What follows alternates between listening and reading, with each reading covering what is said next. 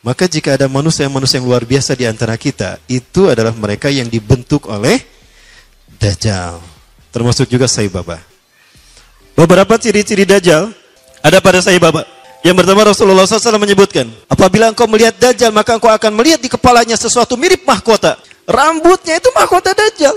Kemudian, dari tatapan, aura tatapan matanya adalah sihir. Maka siapapun yang terkena tatapan, pas tatapannya bertemu, itu maka dia ada dalam kendali Dajjal. Hatinya ada dalam genggaman Dajjal. Lihat mata Sai Baba. Dan Sai Baba selalu menggunakan pakaian yang digunakan oleh Nabi Isa, kata Rasulullah nanti. 3 warna. Celupan warna merah, orange, kuning, dan putih. Sai Baba selalu menggunakan itu. Para pengikut Sai Baba banyak tersebar seluruh dunia. Terbesar kalau di Indonesia ada di Magelang, Jakarta, Surabaya. Para pengikut Sai Baba disebutnya Deputi. Pemimpin Deputi Indonesia, pengikut Sai Baba adalah pemimpinnya Anand Krishna. Pernah mendengar Anand Krishna ya? Nah, Anand Krishna ini adalah pemimpin pengikut Sai Baba.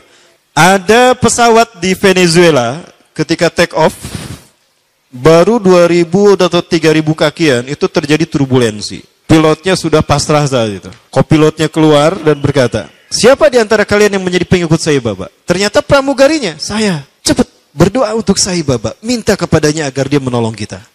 Maka dia kemudian masuk ke ruangan tertentu, dia berdoa kepada Sai Baba. Entah gimana doanya. Apa yang terjadi? Awan berkumpul membentuk tubuh Sai Baba setengah badan. Dan awan tadi bergerak mengelambaikan tangannya. Maka seketika itu pula turbulensi hilang dan pesawat itu normal kembali dan bisa mendarat di tempat tujuan. Landing dalam keadaan aman. Nah ini Sai Baba. Berikutnya juga masih terkait tentang Sai Baba. Ada seorang janda punya anak 4. Dia datang pada Sai Baba dan berkata, wahai Sai, Anda adalah Tuhan kami. Anda Tuhan saya. Saya seorang janda sudah 4 tahun ditinggalkan oleh suami saya. Saya punya anak 4, kami miskin Sai.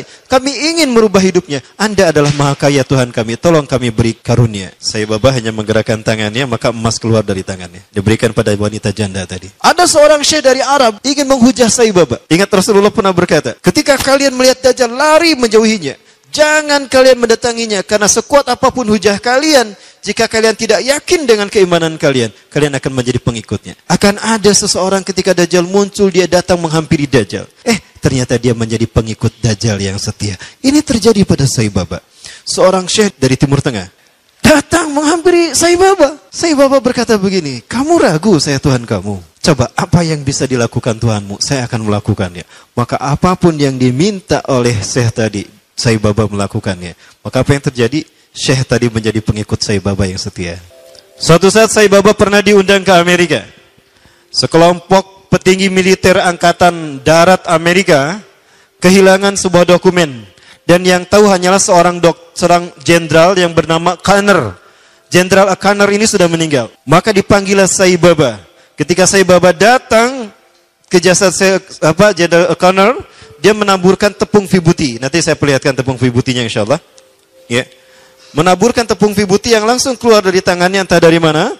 Maka dengan cara diusap, sebagaimana Nabi Isa AS membangunkan jasad yang sudah mati. Maka apa yang terjadi? Jenderal Conner bangun. Maka ditanya, di mana arsip itu? Oh, arsipnya di sana. Dia pergi, diantar pakai mobil, dibukakan arsipnya. Ketemu arsipnya. Udah ketemu arsip nama, plak deh, mauti gitu. Itu jin yang masuk ke dalam tubuh Jenderal Conner. Kalau Nabi Musa alaihissalam menghidupkan yang sudah meninggal dalam kisah sapi betina Al-Baqarah, itu nyata betul-betul hidup. Di mana dipukul dengan sebagian dagingnya kan? Fadribuhu bi ba'diha. Pukul dengan sebagian dagingnya. Itu betul-betul hidup. Sama Nabi Musa ditanya, "Man qatalaka? Siapa yang membunuhmu?" "Qatalani banu akhi, qatalani banu akhi." Udah gitu mati lagi. Ya, tuh keponakanku yang membunuh saya. Udah gitu mati lagi. Kemudian ada hal yang menarik lagi terkait dengan Sai Baba.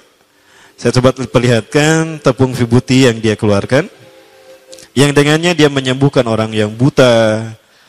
Ya, menyembuhkan orang yang membangunkan orang yang sudah mati. Tapi sekali lagi, ini biiznillah. Dengan izin Allah, Allah mengizinkan kepadanya untuk melakukan itu sebagai sebuah istidraj. Apa istidraj? Rangsangan. Ya, apakah dia mau bertobat atau kembali kepada Allah Subhanahu Wa Taala? Dan ini saat Sai Baba sedang membersihkan patungnya, lalu dia mengeluarkan tepung vibuti nanti. Ini tepung vibutinya. Rasulullah SAW menyebutkan, Samiri atau Dajjal itu dia mandul, tidak suka kepada lawan jenis. Dan dia tidak menikah. Termasuk Sai Baba juga sama. Dia ngejomblo seumur hidup. Lupa saya menyampaikan di desa Nilayang Putra Parti India Selatan. Suatu saat dia pernah ceramah mengatakan kepada para deputinya. Dia mengatakan, panggillah aku dengan panggilan yang kalian sukai. Panggillah aku Krishna, panggillah aku Yesus, bahkan panggillah aku Allah. Maka pengikut Sai Baba dari berbagai agama termasuk agama Islam. Tidak sedikit orang Islam yang menjadi pengikut Sai Baba.